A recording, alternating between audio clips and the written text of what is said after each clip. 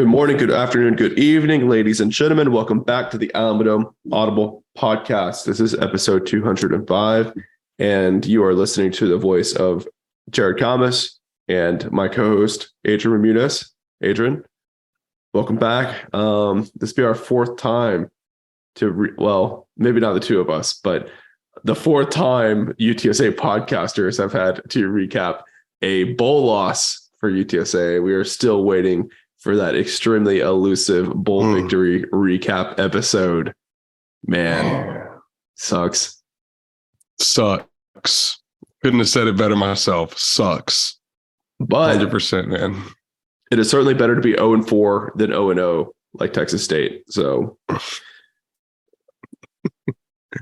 sure, we can hang our hat on that, I suppose. But anytime Texas State can catch a stray in a podcast, we got to take the opportunity to shoot it off. But gosh, man, bowl season not kind to the Roadrunners, man. It's not. And 3 seasons in a row facing a ranked opponent, a 10-11 win team in these bowls, it's kind of tricky because at the G5 level, if you win your conference, you're probably going to play a really, really, really tough team in your bowl, right? Like in the P5, if you win the Pac-12, you're either going to go to the playoffs or you're going to probably get an easy win in your bowl game. Not really the case at the G5 level.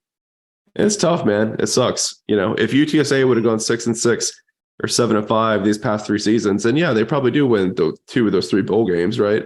Because they're probably playing a 6-win, Miami of Ohio, or a 7-win, UConn or some crap, and UTSA would smash those teams, but just not the case, man. That's frustrating. But hey, if this is the trade-off to getting ranked and to winning a conference championship, getting to double-digit wins, I'll take it all day, man. They can save the bowl game. Just sucks that we're still chasing that first one. It sucks that we're still chasing that first one. 0-4 in particular hurts really, really bad. And it's hard to sit here as a program without any bowl wins to our name. It's hard to swallow that because it feels like UTSA year over year is becoming more and more legitimate, more of a force, not just on the G5 level, but at the college football level. Yet without that accolade, without a bowl win, I mean, it's really hard for you to consider yourself, for anyone to consider you, a big-time college football program. Got to go and win those bowl games. But yeah, we've had tough luck of the draw, tough luck of the pairing here over the last 3 seasons. A very, very good ULL team in 2020, a very good San Diego State team last year, and now a very good Troy football team. Coach Traylor said it in numerous press conferences going into this game. Man, I wish we could get one of those 6-6 teams, one of those 5-7 draws. I would like our odds a hell of a lot more. He almost said it too many times to the point where I was like, all right, coach, well, that's not who we're playing, okay? We're not playing. Hey, man, I kind of respect it, man. It's a long season. They've got recruiting to worry about. They got their own players to recruit, keep them out of the portal. I get it, man. You sink all your time and effort into winning that conference championship game, and then you're like, damn, now we got to play this, probably the second best team we've seen all year. It's hard, man. I get it. It's mentally taxing. He said it enough times that I really started to believe it. Like, man, I think coach really means it. Like he's tired of having to play hard games right now and coaching hard games right now. But I mean, sure enough, dude, it was a very, very difficult game. I think one of the hardest that UTSA played all season, one of the best teams that UTSA played all season. And they punched this team in the damn mouth. And I felt more ready.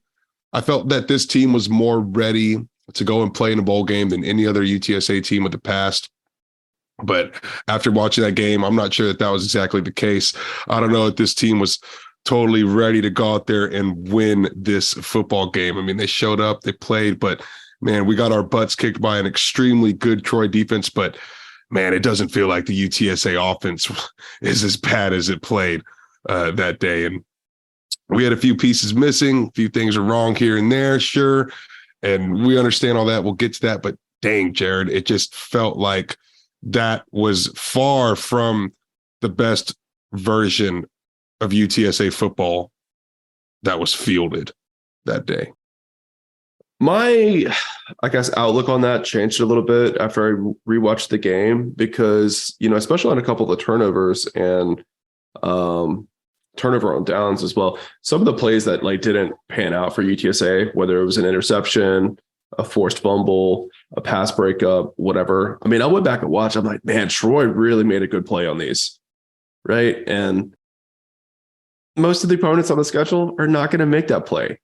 So while at the time when I was first watching the game, I kind of had the same opinion, like they didn't show up, they didn't execute. And sure, there's a lot of truth in that.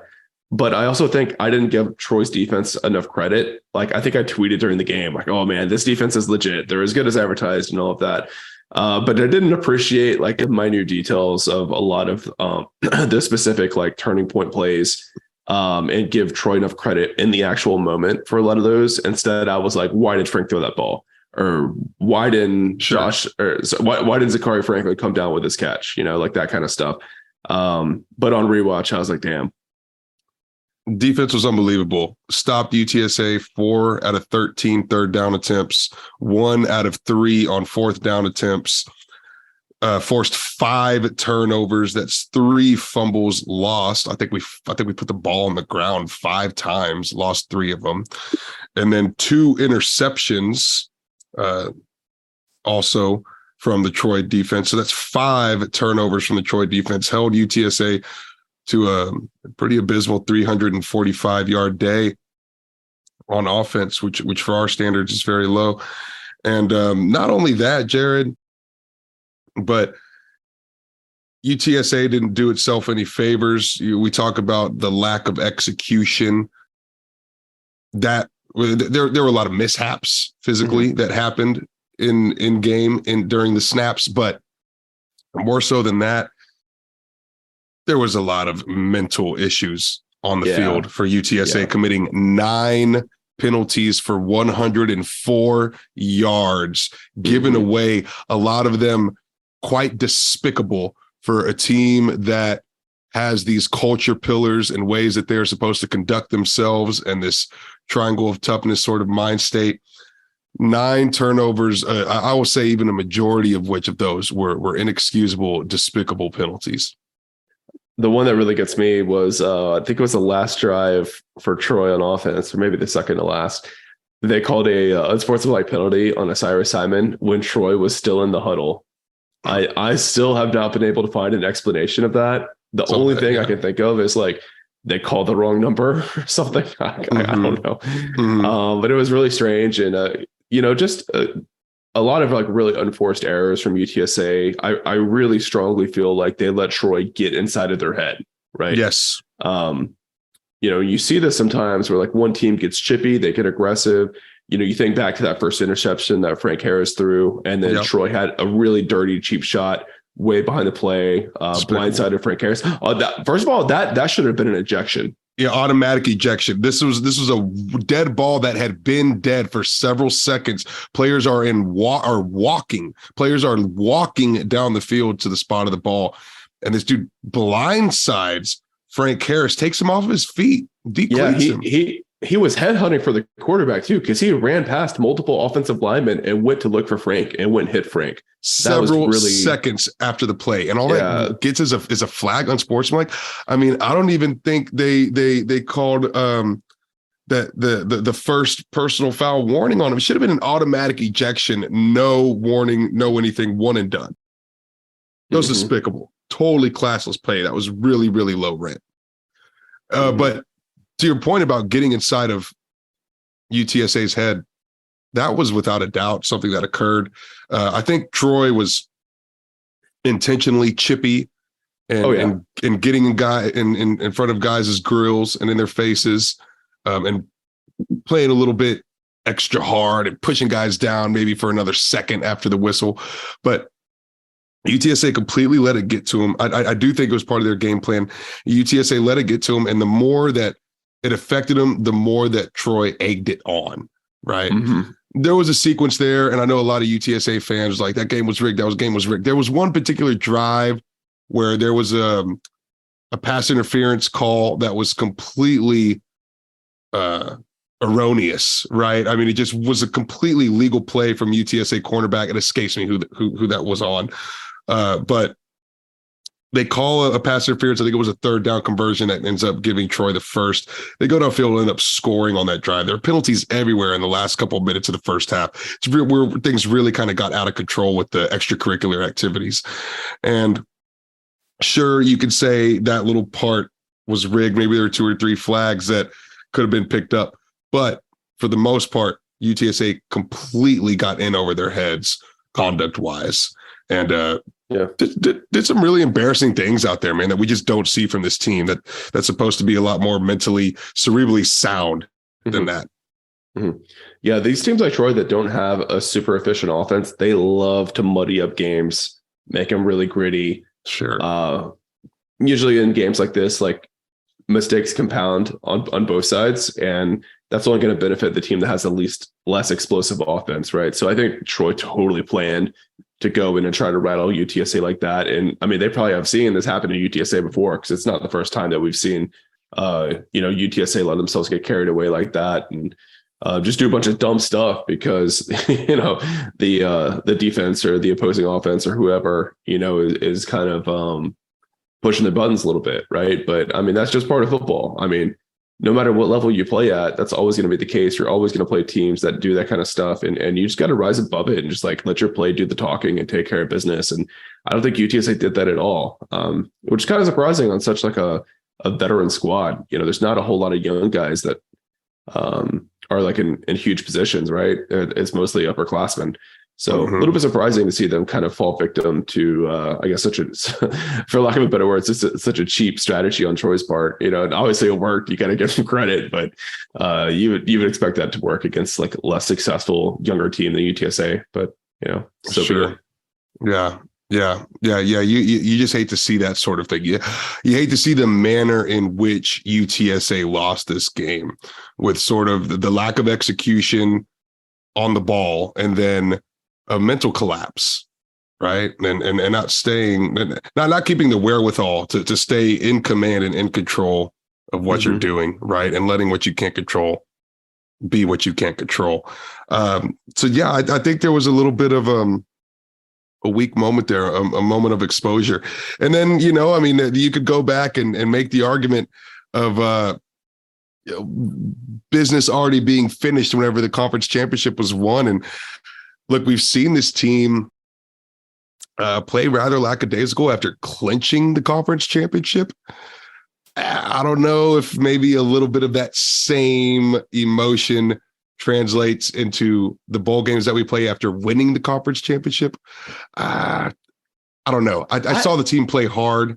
Yeah, I agree. I don't know if that's totally true. I don't think the team came out unprepared. I don't think the team played with like little effort or anything like that. I think Troy was just really good, and they really gave it to UTSA. And, when things went bad for UTSA, it went bad at the worst possible moment. Right. Yeah. So, I don't think it's too much like psychological aspect, at least not like before the game started. I think within the game, UTSA kind of lost the mind game. Right. And they, made a bunch of dumb mistakes that they kind of got baited into. But, I don't think it was like a failing of the coaching staff to like get the team ready to play or prepare or anything like that. We kind of get into some of the nuanced details of specific, coaching decisions and stuff like that. But I think something that did weigh heavy on the team before the opening whistle is Josh Cephas not making the trip to Orlando. Yeah, so the rumor mill kind of started as the team photos came out. Couldn't find Josh Cephas. It's when you do the 210 jersey thing, it's real easy to find the guy that's missing in the team photo. And so you bring up another really, really good point, Jared. This is a area code jersey guy, man. Yep. And so this is a top 3. What the hell happened? Why wasn't Josh Cephas in Orlando? And if it's a guy who is a single digit, not just single digit, but an area code guy where you're supposed to really uphold the values, and this was a disciplinary issue, what does that mean, man? Was it a disciplinary issue? Yeah, I mean, I'm not going to get into Josh's personal business and air out any dirty laundry on the podcast or anything like that. But It yeah, wasn't definitely. great. No, yeah. Let's just say he did not take care of business, right? Okay, A violation of team rules, I guess you can say, right? sure. But one thing is for certain, Josh let his team down, and I think he'll admit to that. And I think UTSA wins this game if he's on the field. And honestly, if I'm on the team and I'm voting for single digits next year, I might still give Josh single digit. I don't know if I can give him that 2-1-0. If I can give him a triangle. Yeah, I Yeah. agree. I agree. We're certainly not 4 for 13 on third down conversions. We get a little bit more juice happen. I think we get in the end zone a couple more times. Yeah, Josh Cephas was a critical piece to not have when you're playing Troy's defense. You're already out JT Clark. He was your number 2, man. You lose Joshua Cephas, and now, yeah, sure, you still got Zachary Franklin, and you still got Tyke Kellogg. But it's way easier for defenses to cover your 1 or 2 really good receivers rather than having 3 or 4 of them on the field. Which Chris Carpenter went in there and played absolutely lights out electric, was all over the place. I think he finished off the day 8 catches with 56 yards. He was almost UTSA's leading receiver. Oscar Cardenas had 62 to beat him out. Oscar had 62 with 5 receptions. Shout out to Oscar. Chris Carpenter had a touchdown pass that he dropped. His one single mistake of the entire game was one that hit him right in the hands. It really sucked that he happened to drop that one. He's having an electric day. But he played real quick. I mean, I don't want to. I mean, I think that's an important play. I don't want to just write off and dismiss that play as just a drop touchdown. If he catches that ball, UTSA wins this game. Mm-hmm. He builds a ton of confidence in himself. I think he becomes the clear next man up at the wide receiver's position, and I think he becomes a bit of a folk hero for UTSA as well. He steps in next man up mentality. He fills in for Josh in the slot, catches the game-winning touchdown. I don't know, man. That's kind of an interesting what if. And we'll have to see how the rest of Chris's career plays out at UTSA. But I truly think that was a pivotal moment, not only in the Cure Bowl, but also for Chris's career, right? Because I see this going one or two ways, right? Either he lets this haunt him, and he's always going to be the guy who dropped the game-winning touchdown pass in the Cure Bowl, and it just hangs over him like a cloud. Or he's using this for motivation. He gets better. His hands get better. He improves his focus on completing catches. He could be the next great receiver, right? He's only a sophomore. There is no reason why. I think he's got 3 years of eligibility left. There is no reason why this man can't do all the same things that Zachary, JT, and Josh have done at UTSA. He has the same level of talent, right? And you saw how easily he was able to get open against Troy, against a really great defense. That's right. In limited snaps too, running with the ones, right? I'm not sure when exactly Josh, stopped practicing. But I mean, he certainly wasn't there.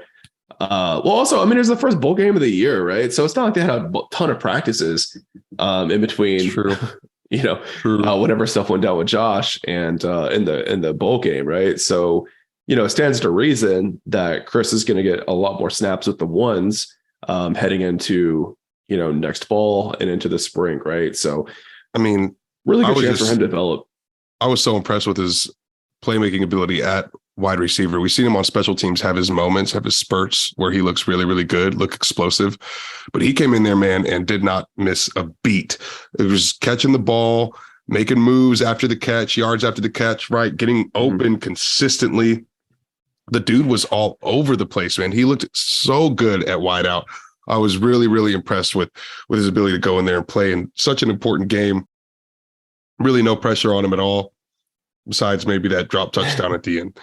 Yeah. So very impressed with Chris Carpenter. I hope he doesn't let that thing wear him down.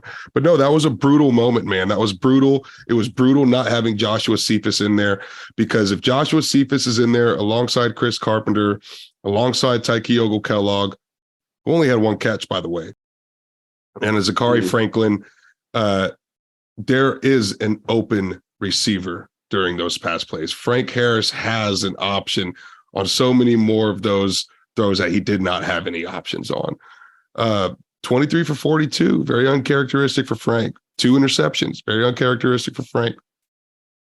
It was a hard day for him out there, man. And I think not having as many weapons to throw the ball to was a big part of that.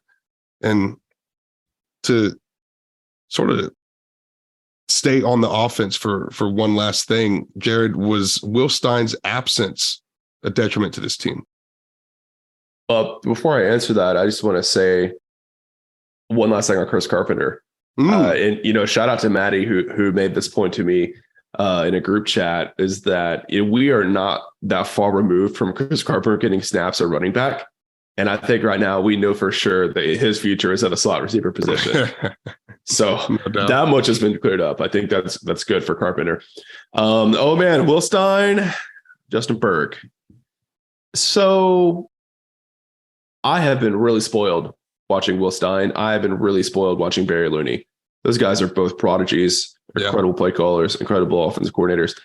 So when I was watching the Cure Bowl live, I was like, what have we gotten ourselves into? Like, this Justin Burke guy is struggling. UTSA is not moving the ball like they usually do. And there were some plays that just looked really off, like really, really, really off. And then I went back and, well, also I'll say, really hard to judge Coach Burke as a play caller off this game. This Troy defense was incredible, incredibly physical, super talented. And it was like a short turnaround. Josh is out, right? Zakari gets hurt. Frank gets hurt. He got hit pretty hard on one of the sacks, and he wasn't the same after that. I think Frank got rattled a little bit. Oh, yeah. You're really against the 8 ball in a lot of ways here if you're Coach Burke. And then on my rewatch, my reception to the play calling really softened quite a bit, because there were a lot of plays where I thought the play call was great and either the execution from the players was missing because you had a lot of different guys out there that hadn't played a whole lot this year, or the defense handled it perfectly, right? There were so many plays where like Troy was in zone defense and I see the receiver coming open, and then I see the Troy defender backpedal perfectly, sagging off of his zone. I was like, come on, man. Like, that's some NFL ass zone coverage right there. Yeah. That's impressive stuff, right? Yeah. And that's not to say that like I thought Coach Burke called a perfect game or anything like that. If we look back at that second to last possession for the UTSA offense in the fourth quarter, everyone was really mad about Burke calling for that corner route to Zakari on that fourth down.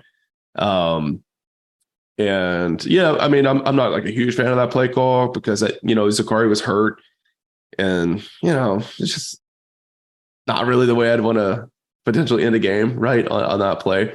It's different when JT's out there, right? JT's out there, like he wins those.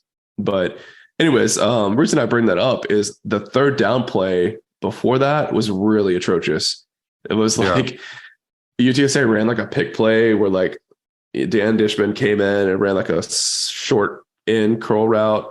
And then like Zakari like ran right to Dishman and then like whipped around on like a pivot route.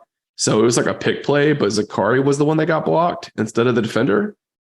And I don't really know what happened there. Like if someone had the wrong route, if Dishman like ran too short on his route or too deep, I don't know.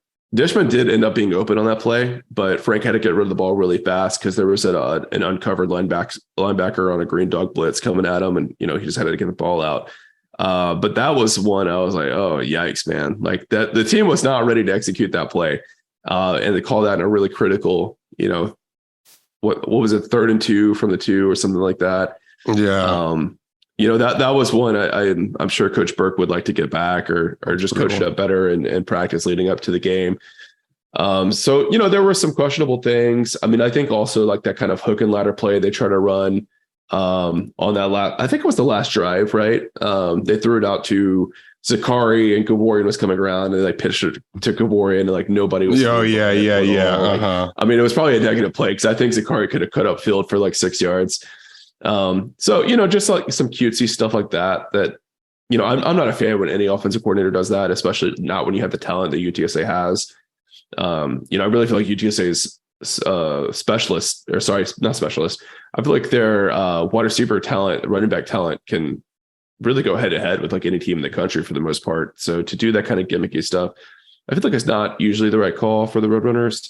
But I mean, overall, I do think the game was pretty well called. And like when you go back and you break down the film, there were a lot of plays where like Frank made the right decision, but maybe Tyke like didn't come out of his route the right way. A lot of times like there was a mismatch and Burke identified it, called a play for that player, and UTSA just couldn't connect, whether it's, from a nice play from that undersized Troy player or, a bad throw, whatever it might be. I mean, I think from a schematic standpoint, I did think overall UTSA put themselves in fairly good positions, but again, that Troy defense was really good.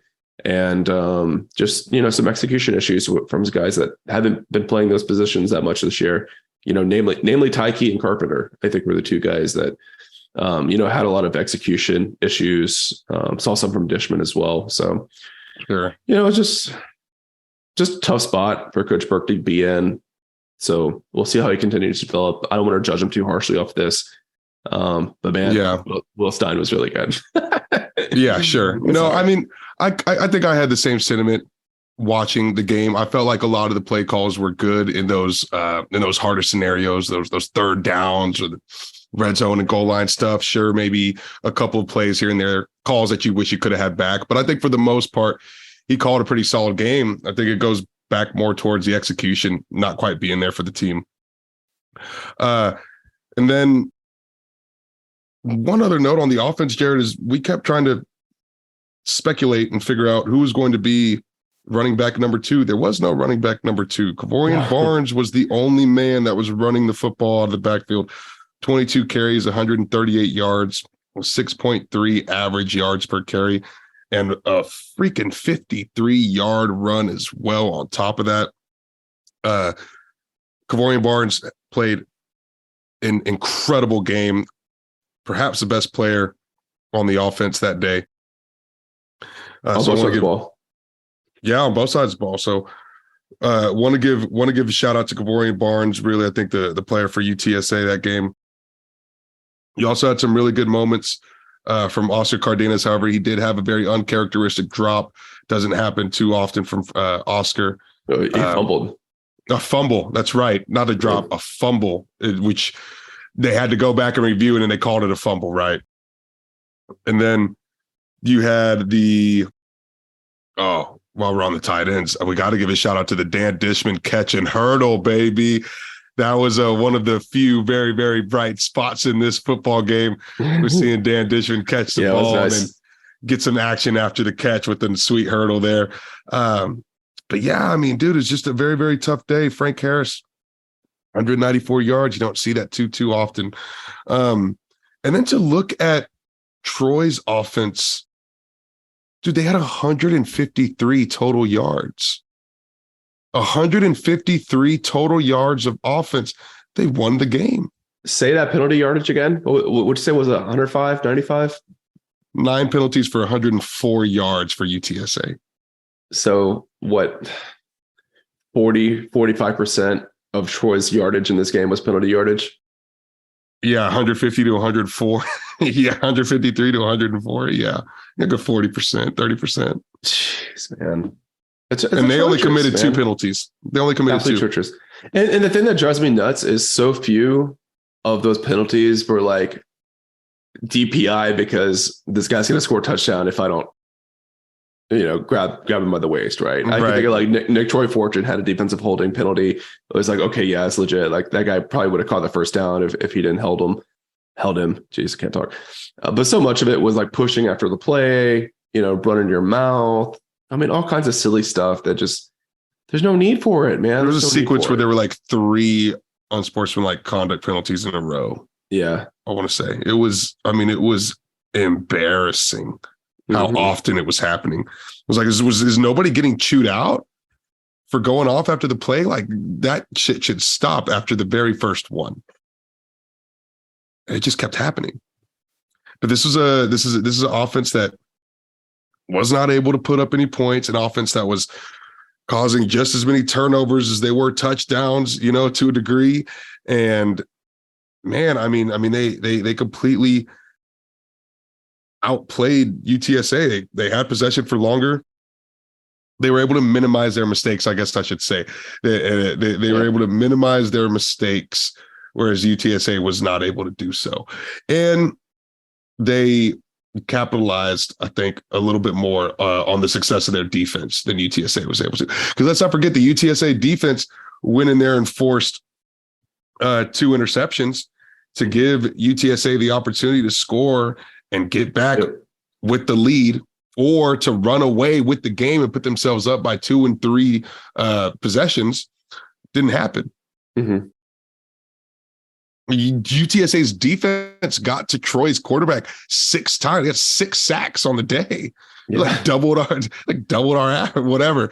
It was I think the most sacks we had prior was against FIU, and we got to Houston 4 times as well. We had 6 sacks against Troy. Yeah, it was really impressive, man. Trey Moore, what a stud, man. Freaking back-to-back is insane, man. He was good to start the year, but he's just continued to develop as the season has progressed. He had a crazy pass rush move. I want to say it was like in the 3rd quarter where he was lined up at a 9 technique, like out wide, outside the offensive tackle. And the ball snaps and Trey Moore like head fakes like he's going to come inside on a stunt, and then just continues to fly forward, and it makes the offensive tackle come off balance because that offensive tackle stepped up to anticipate a stunt from the inside. And then Trey Moore just runs right around him, man, like barely gets touched. Unbelievable. Guy's a freshman, man. Super impressive stuff. It'd be hard to hold on to him. He's probably one of those guys that Jeff Traylor was talking about in his tweet earlier today about Power 5 schools poaching UTSA guys. Got to imagine Trey Moore is one of those guys. The phone's ringing off the hook, right? He's getting and in any freshman All-American that's not playing at Alabama, Ohio State, Clemson, they're getting these DMs and these phone calls, right? Right. So, I mean, you can rest assured that there's been some reach out from some NIL collectives or some shady folks to Trey Moore. I think that's a pretty safe assumption. Mm-hmm. That's right. Yeah, I mean, and overall, I think you got to give it up to the defense. Defense played a kick-ass game. I mean, they held Troy to only 153 yards, right? They went and forced 2 interceptions. Went and sacked the quarterback 6 times on the day. Only allowed 18 points. The defense played lights out. Clifford Chattman had another interception. Talking about the interceptions, it was his 5th straight game with an interceptions. Ridiculous. Yeah, unfortunately, he fumbled it, and Troy recovered. But the pick still counts to the stat line. It does. It damn sure does. Like if he was an NFL player and he had a contract bonus of like, if you get an interception, you get 10K or whatever, he's getting that 10K. That's for sure. But man, that play hurt. That play hurt. Dude. That's a killer, man. That was one of those where it felt like, okay, nothing was going to go UTSA's way. Yeah. And I got a bone to pick with Kelechi. He played an amazing game, and he made the best interception of his life. But his effort to try to recover that fumble that Chattman had, every time I see that highlight, my stomach is in knots, right? Oh my gosh, it's brutal. That's like he was trying to pick up a baby off the ground, not, jump on a football and gain possession of it. So Clifford Chattman now sits alone at the top of the program's single season list for interceptions. Wow. He's a single season record holder for interceptions with 5 in a year. Clifford Chattman, also the school record for most consecutive games with an interception. That is 5 as well. And Trey Moore, bud, actually breaks Marcus Davenport's single season record for tackles for loss with 18 tackles for loss, half of a tackle more than Davenport's 17 and a half. Very, very impressive. Right now I'm pulling up Marcus Davenport's freshman year stats. I want to see how many sacks he had as a freshman. What do I got? And check this out. Chris Carpenter's 7 catches matched his total from his 2 seasons at Colorado. Okay, I've got Marcus Davenport freshman year stats. He had 14 tackles, 3 tackles for loss, 3 sacks. That's nothing compared to Trey Moore. Nothing. If we jump ahead to Marcus's sophomore year, he had 49 tackles, 7.5 tackles for loss, 4 sacks, 3 pass deflections, 2 forced fumbles. Again, rookie numbers compared to Trey Moore. Yeah. Now, Marcus's senior year, when he went to the Pro Bowl, got drafted in the first round of the NFL draft, Sure. he had 55 tackles, 17.5 tackles for loss, 8.5 sacks, 4 pass deflections, 3 forced fumbles, 1 fumble recovery. Those are Trey Moore numbers. Right now. I want to put in perspective for you guys what we're dealing with. Oh my gosh. For Smith Valley. Wow. Our top 10 pick. What was Marcus overall? Like 6, 4? Yeah, he was like super early. We've got a freshman mimicking those same numbers. I know. It's truly special. And don't forget, Trey Moore barely came to UTSA. He was like a last minute addition because Trey had, I think, decommitted from Army. Moral of the story, if you're looking for a pass rusher, the 210 is a pretty good place to look, regardless of what kind of offers they've got coming out of high school. Oh, yeah, man. Oh, yeah.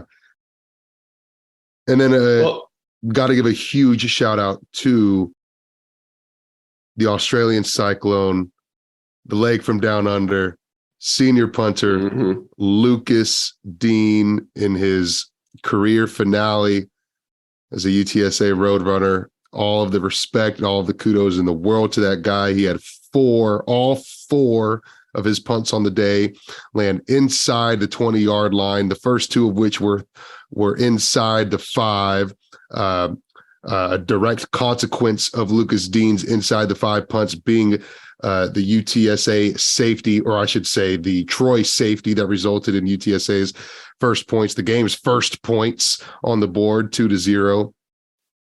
It's the 4th time that Dean has had 4+ punts land inside the 20-yard line in one game.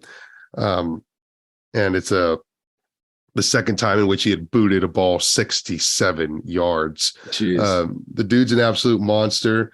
He has been a model of excellence and consistency for UTSA. Greatest punter of all time, Lucas. Do you think that Lucas just like sits around on the sideline, just like, they don't remember how good I am? Oh, he's gotta know. Man. I mean, that guy is so freaking good. And no, they don't talk about him enough. We don't talk about him enough. They don't ask about him enough. His name's not mentioned enough. Because the offense is so good. You're not like super dependent on Lucas to pin them, right? Because the offense is moving the ball consistently. So good, man. He is so good. He is a treasure. Does he get NFL looks, Jared? He's got to, right? Man, I don't know. I'm not sure how like valuable like punt only specialists are in the NFL. Sure. So I don't know. That's a good question. Like, I don't know how many punters get drafted a year on average. I can assume it's a fairly low number, but he certainly has a talent for it. That's for sure. I mean, he's an NFL punter all the way. Right. No, I'll say this, man. If he wants to enter the transfer portal to go play for like a terrible team so he can show off his punting a little bit more, I completely understand, man. I would not fault him for that. Lucas Dean is 6'2". Seems like that's NFL size, right? Yeah. What's like some of the worst offenses in college football these days? Like, I always like choose UConn and New Mexico State to rag on, but both of them win a bowl game, so I feel like that's not an appropriate dig. You need like an offense that like not just a low scoring, but like a losing offense. Yeah, like a Louisiana Monroe, maybe. Oh yeah, that's like a reverse Waterboy situation where an Australian dude goes to Monroe, Louisiana to play college football. Could be good.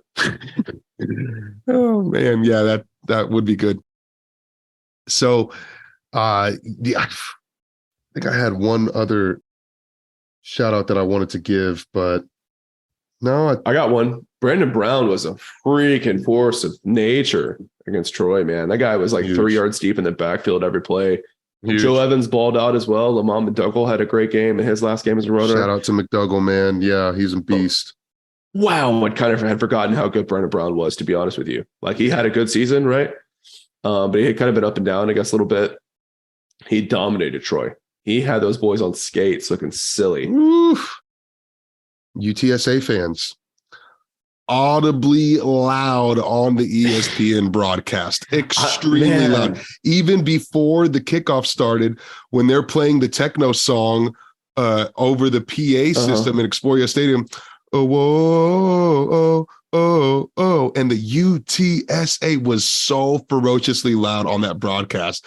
And like, we're getting the pregame banter from the commentators, and I can hear the chant in there, and I'm like, I'm losing my mind in the living room, dude. Like, I was amped hearing how loud that crowd was. I was shocked. I texted a friend that was in Orlando, and I was like, hey man, what's the fan percentage breakdown? And he was like, I don't know, probably like 70-30 in favor of Troy, but like we have a really good showing.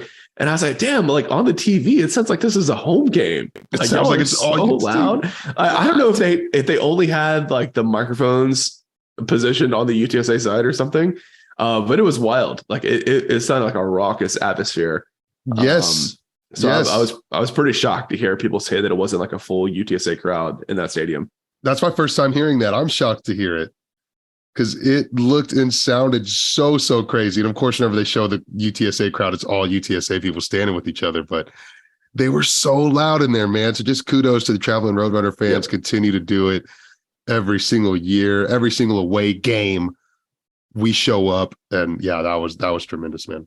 So let me ask you this, kind of a bigger picture question. Did this defensive performance in the Cure Bowl to you feel like something that was like a turning point for the defense, like something they could build upon and like have a really strong defense in 2023? Or do you think it was more of a byproduct of Troy's offense not being that great, or just kind of situational performances from individual players? I think it's a mix of both. I like the idea of them being able to parlay it into a very successful season next year. But I feel like the loss sort of takes away from that. I feel like if the offense wins, the defense feels a hell of a lot more triumph than they do. But I don't know how great the defense feels because of the fact that Troy won, regardless of how good they played and that they played lights out, did everything they could to win that game. But I don't know. I think the loss hurts. That's a fair take. The momentum. I mean, think of a scenario where like Carpenter catches it's too many C's. Carpenter catches that touchdown, right, with like a minute 50 left or whatever it was, and then it's down to the defense to get one final stop, and then they get a sack on Gunnar Watson in midfield, right? And it's huge. You know, that's the end of it, right? Then Frank Harris comes out and takes a kney. UTSA is ranked heading into next season. They get their first ranked win, first bowl win, and it's all because of the defense. Yeah. That's something that you can hang your hat on. Like, we're the big bad UTSA defense, right? Right. And I think there's also something to be commended about outperforming Troy's defense, which, aside from the 5 turnovers that Troy forced, UTSA's defense really did outperform Troy's in the sake of yardage allowed, backfield pressure, sacks, right, tackles for loss, all of that good stuff. UTSA's defense outperformed the big bad Troy defense, which is nationally renowned and nationally ranked top 10 in so many different categories. UTSA outplayed them, except for the fact that the turnovers. And I think there's a lot there that could have been carried over. But you know, Jared, I think UTSA's defense has been really good. It's improved all season long, but it's been really good all season long, and I don't think that it's quite gotten its just due. Part of that is, you know, Conference USA teams score a lot of points, but the other part is something that you've talked about a lot over the years, that there's not that one guy that everybody's eyes go towards that, you know, is champion as sort of the Superman of this defense and the motor of the defense. It's more of a defense by committee, but like, it's been a really strong unit, in my opinion, all season long. And this was another example of that. And it's further accentuated by how not good Troy's offense is. They're just not.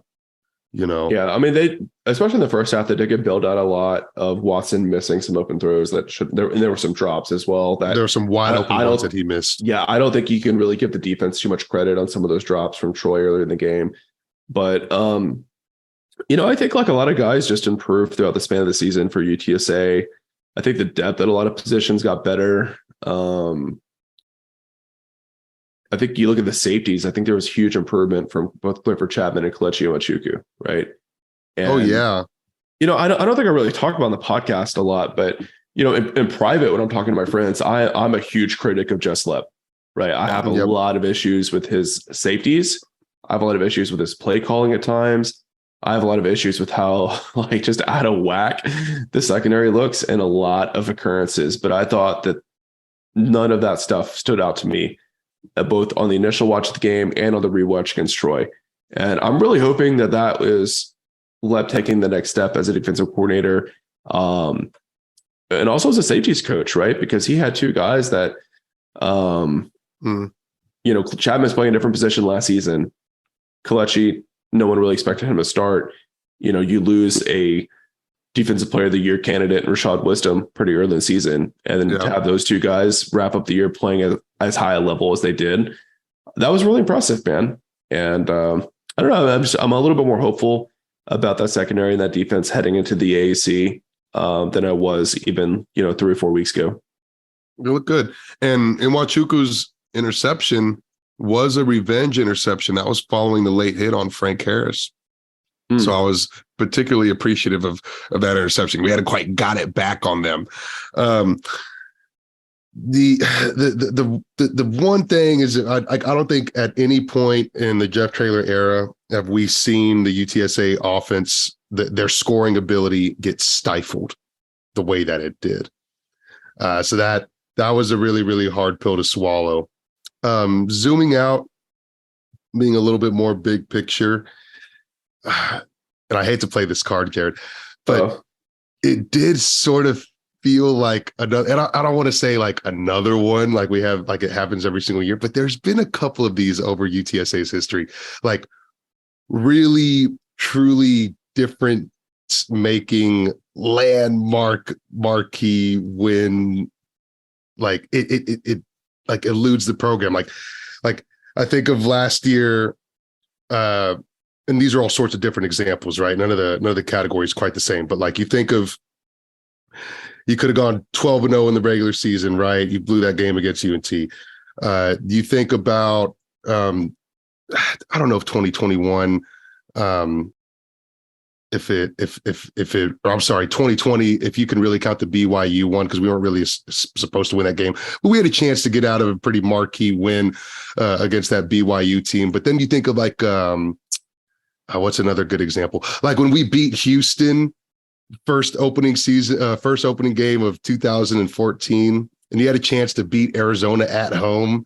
We were winning that game at one point, almost beat them. That would have been like this crazy monumental difference. Yeah, I think what you're trying to encapsulate is like some wins propel the program forward.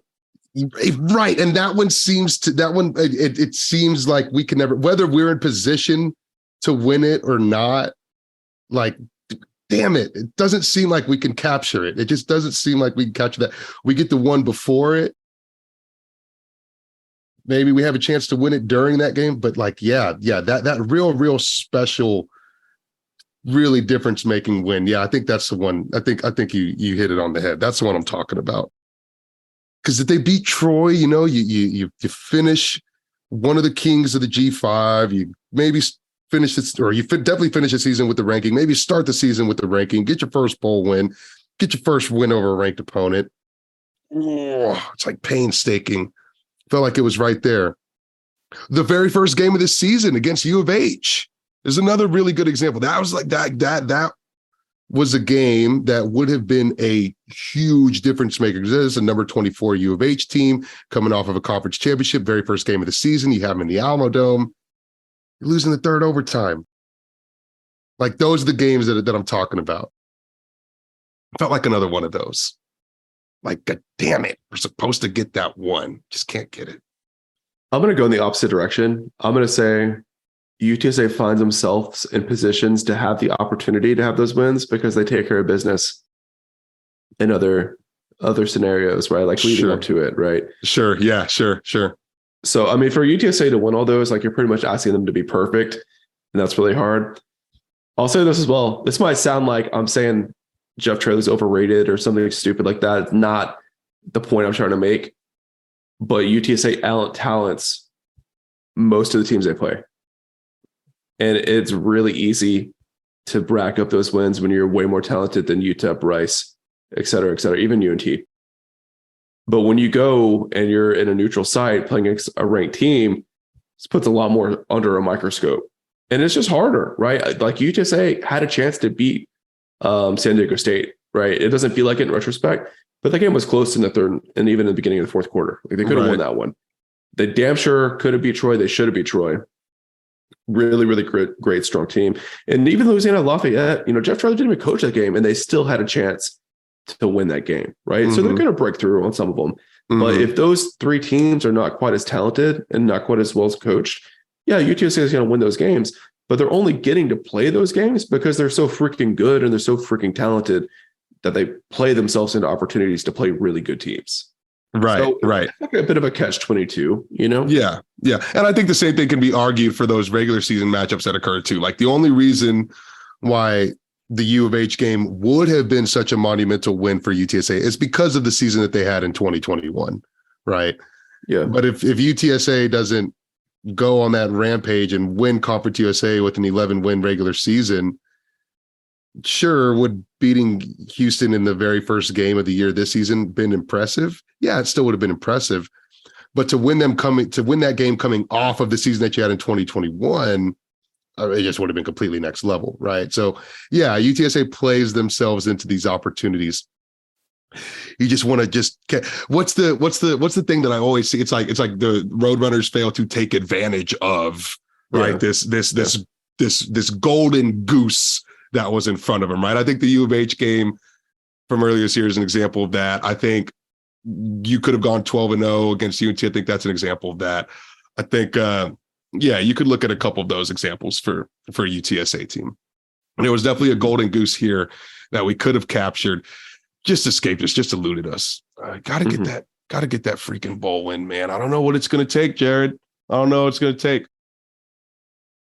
Yeah, I mean, part of it is just getting back into the scenarios again, right? Like you're going to have that breakthrough at a certain point. UTSA is still recruiting really well. They're keep building talent, building depth. So I'm not overly worried about it. These opportunities are going to continue to present themselves. So they sure will. Yep. It is what it is. I mean, I think at this point, consistency is key for a young program like UTSA.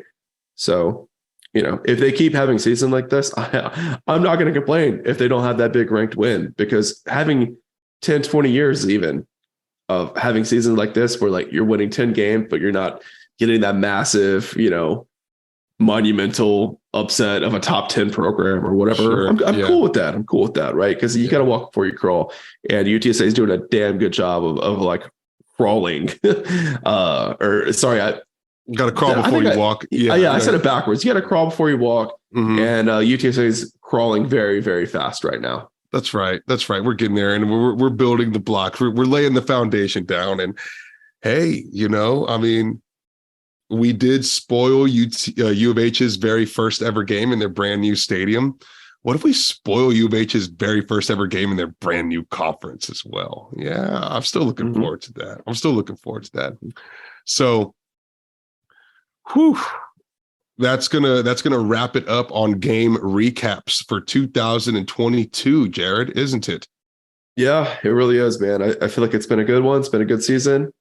Gotta thank everyone for riding with us. Speaking of thanks, I want to say thanks to a new Patreon subscriber, Rob Freeman, joined us at the Insider tier. Thank you so much, sir.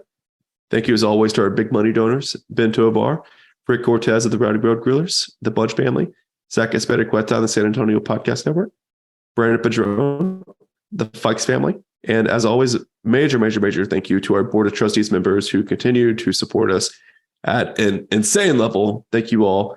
Digitique, John Alwell, Lino Perez of Los Dos Rowdies Tailgating, Gary and Ruben representing the UTSA Bird Gang Tailgate, Ray Redding and Meet Me Apparel, Brandon Grell and the Grell Realty Group, and Andy Elizalda and Proficient Benefit Solutions. And last but not least, I want to give a big birthday shout out to the intern, CJ Benavidez, celebrating his graduation and birthday within like a 1 week span.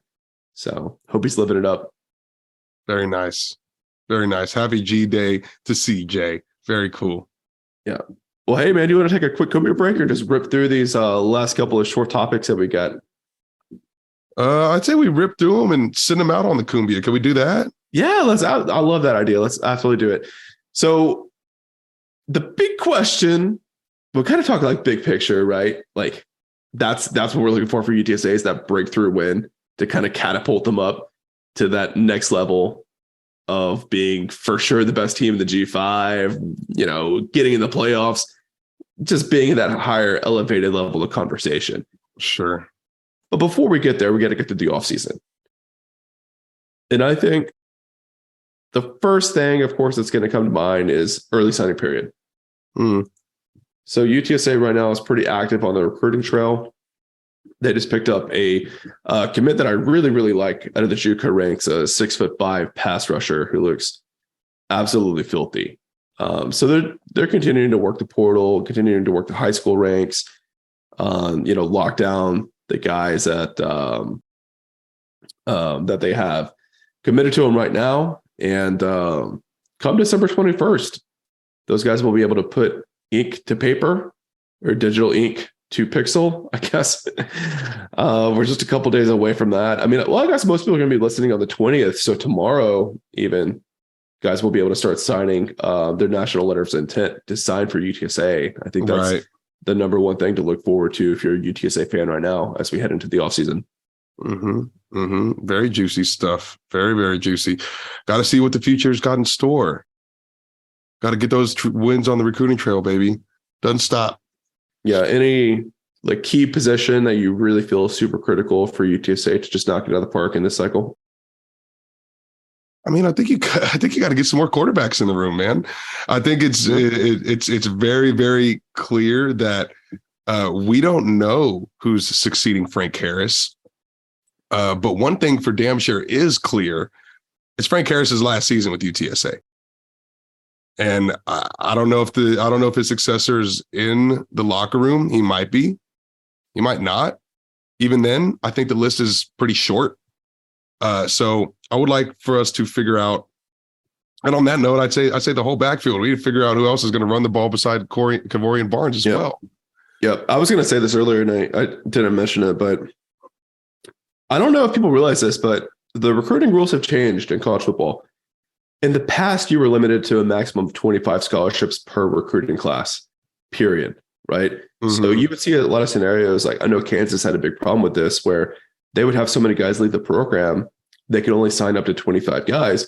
Well, if you're losing 28 to 32 guys every year, it's almost impossible to catch back up to the full maximum scholarship allocation of 85 scholarships. Yeah. So that's changed. You can sign as many guys as you want within a single class now. You just can't go over that maximum of 85 total scholarships. I say this as a predecessor to say, if Jeff Traylor and his staff are looking at the running back room right now, and I know some guys are hurt and they're coming off injury, if there's not a single guy in that running back room they can trust for snaps in a bowl game, some tough decisions need to be made, because they need those scholarships to level up the talent in many places in the roster heading into the American Athletic Conference. And if the guys they have now are not worthy of getting a single snap in for relief for Kavorian Barnes in a bowl game, got to move on. You got to move on, man. You can't play those games, man. We're playing big time football. You can't have dead weight on the roster. To be fair, there's very little dead weight on this roster. They've done a really good job of building out a healthy roster with a lot of depth, but there are some areas. It's a hell of a point, though, Jared, to not have a single snap that you can provide in relief. I mean, hell, bro. I mean, that's about as glaringly obvious as it could get. Yeah. So I think that running back room, there's going to be some magnifying glasses put on that and the guys that are there. And, I think too, if you think back, what was it, 2 classes ago, UTSA signed like 7 high school offensive linemen in that class. I think some of those guys, if they feel like they're not going to pan out, if their body composition's not pointing towards them, being a regular starter, those are important scholarships you got to have, right? So, it's kind of unfortunate that that's what the rules are these days, because, I think it kind of forces schools to try to push some guys out of the program and into a place where they're going to get more playing time. But it's just kind of the nature of the beast, man. It's tough, but I think we're going to see some portal injuries for UTSA, not so much of the Power 5 program trying to steal a guy, but more of maybe this guy needs to be playing at the FCS level and getting playing time there so that UTSA can use that scholarship spot to go try to get, a high 3-star guy that's got a lot of scholarship offers and can plug and play right away. I think so, man. It'll be interesting to see.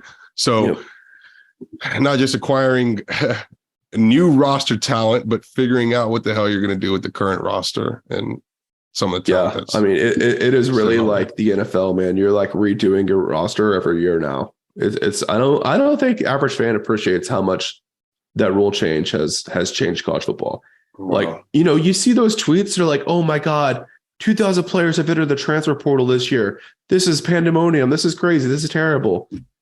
And I think everyone thinks that all those players are going into the portal trying to like level up, quote unquote. Right. And go get some big NIL deal and go to the P5 or whatever. Not the case. The majority of those players are essentially getting cut. They got cut. And two things. No one was tracking that before because there wasn't a transfer portal to go in and count how many guys are in there. But I mean, like, go back and look at old UTSA recruiting classes. Half those guys disappear, right? Like, you just never hear from them again, right? Mm-hmm. And that's being tracked in the portal now, right? So those numbers sound bad, but it's always been the case. Second of all, when that rule change went into effect, where you can free up scholarships by losing guys and going over 25, I was essentially the NCAA telling schools that you can force players out. And I don't think that was the intended effect, but that's just the way it is, man. Yeah, sure is. And if you're not doing it, you're falling behind. It's the sad state of affairs. The absolute best thing you can do is what I think UTSA did with Xavier Player. They told him, look, man, we don't see you starting here anytime soon. Playing time's going to be limited, but we think you're a great player. We're going to help you find a home. He goes in the portal. He gets picked up by Texas Southern. Well, like a week later, he's going to be a stud for him. Yeah. And it can be a mutually beneficial thing like that, right? Right. Absolutely. Yeah. You see it done the right way and see it done the wrong way. Sure. I think the other big piece for UTS fans to monitor is the coaching transfer portal. So right now, UTSA lost Will Stein to Oregon. I mean, everyone knows that. You hate to see it, but great for that young guy and his new young family. They just had their first child. But it's important to call out, too, that a lot of times Power 5 programs will wait until after signing day to move on from coaches because they want to lose the guys that those coaches recruited. Correct. Yeah. Right. So UTSA is not out of the weeds just yet. Right. There is certainly a chance that a Power 5 program can fire their defensive backs coach, in March or even in February. And then look at a guy like Nick Graham to come in and be their quarterbacks coach. So a lot of risk on the line there. UTSA has a lot of really great coaches that are going to have a lot of opportunities. So definitely watch that space. Hopefully UTSA is able to continue retaining coaching talent as they have been under Jeff Traylor. Obviously, the offensive coordinators have gotten picked up, but overall, Traylor's done a really good job of keeping his guys around and getting them to stick it out for those like can't turn down opportunities. Right? You think of like Rod Wright going to Miami. Really tough to turn down, one of the best jobs in the country, right? So I think the goal for UTSA is like you help the guys feel comfortable where they are, get the pay raises. So they're kind of skipping over that mid-tier job and going all the way up to like, the high Power 5 level, sure. Right? But yeah, like maybe skipping out on like a UCF job or a Mississippi State job or something like that and going all the way up to Miami or in Oregon, right? Right. Exactly that. You don't need that segue when, UTSA can provide that entire sort of part of your resume for you, Yes, sir. Well, I mean, other than watching the transfer portal, I think that's pretty much it, man. I think the portal is going to bring more to UTSA than they lose for sure. Who knows? Maybe there's some surprise entries, but I'm personally not sweating anyone going in. We'll see what happens. But I do think UTSA is going to continue to get some pretty impressive talent to maybe jump from the P5 level down to UTSA or G5 to G5. But Are you worried about losing any coach in particular, or is it just sort of luck of the draw right now? Not in particular. I mean, when you just win at the level that UTSA has and you recruit at the level they have and you develop at the level they have, then yeah, I mean, you're going to have guys getting the offers, right? So, I think there's a lot of coaches that are worthy of getting big pay raises and moving on to bigger and better things, right? Mm-hmm. I mean, it's just the nature of the beast. It's not one in particular coach. Okay. Yeah, that's fair. All right, guys. But while the offseason begins, the content does not end. That's for sure. That's right. I think we're overdue for a summit, which is our virtual happy hour with our Patreon subscribers. Baby, there's going to be a lot to talk about. Yeah. So I think we'll probably target one of those in January, let people enjoy the holiday, not feel rushed back. For that, we need to do an early signing day podcast. That's and right. The timing is tough, man. It's Christmas week and we got to do a podcast for early signing period. I don't know. Maybe we'll wait till after. I don't know. We'll figure it out. Yeah. We got some other ideas for like some bonus content coming. Of course, we're going to continue to cover all sports at UTSA, right? So we'll have some basketball coverage coming to you. Right. We're trying to go hot and heavy on baseball this year because people have been begging for it. Yes. So we actually got another draft for the website in the hopper that we'll be finishing up and publishing here sometime soon. So yeah, a lot more to come. Stick around. Don't go into hibernation. I see a lot of you guys. Once signing day comes around, I don't see y'all tweeting or nothing for months. And then come August, here you are again. Gotta stay engaged, man. If UTSA is going to jump to be, Power 5 program, we got to be engaged year round, man. Power 5 fandom. That's right. Yes. That's right. All right. Well, thank you guys. And we'll play some Commit to get you guys out of here. Thanks so much for your support throughout the season. It's been a really fun one. H and I really appreciate you guys tuning in, sharing the podcast, coming up and saying hi to us at games, supporting us on Patreon, all that good stuff. So thank you guys again for another amazing season. And I hope you'll continue to check out our content throughout the offseason as we head into spring ball here in March. Yes. Couldn't have said it better myself. Thank you to all the Dome heads for making 2022 another very special season for us. Big time. Oh my God. The Domies. Stay tuned for the Domies. Holy cow. No, even I forgot about the Domies. Oh, January's gonna be a good one, man. Can't wait. Man. All right. Well, we'll see you guys. Next podcast should be coming your way here shortly. So hope you guys enjoy the time off and enjoy the time with your families over the holiday break.